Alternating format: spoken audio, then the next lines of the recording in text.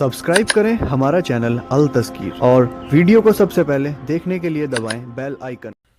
दीनी रहनुमाई की 67वीं मजलिस में सभी सामईन की खिदमत में अस्सलामु अलैकुम वरहमतुल्लाहि वबरकातुहू।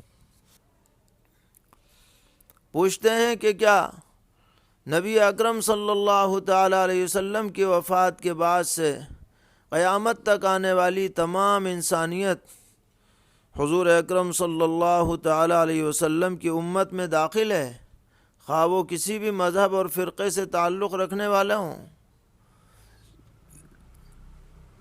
जवाब यह है कि उम्मत की दो किस्में हैं। एक उम्मत इजाबत है। उम्मत इजाबत से मुराद जिन लोगों ने पैगम्बर अलैहिस्सलाम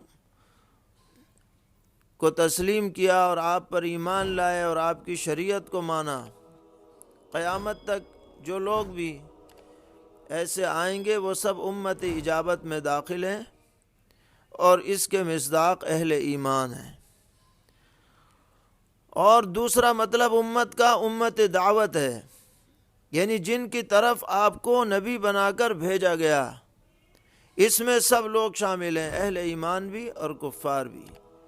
और मतलब यह है कि अब क़यामत तक किसी भी नबी की इताअत और उस पर ईमान नजात नहीं दिला सकता सिवाय पैगम्बर अलैहिस्सलातु वस्सलाम पर ईमान लाने की। लिहाजा आज की तारीख़ में अगर कोई यहूदी है, कोई ईसाई है, कोई पहले नबी को मानने वाला है और वो ये कहे कि मैं तो अल्लाह के सच्चे पैगंबर को मानता हूँ, मेरी नजात हो जाएगी, ऐसा नहीं है।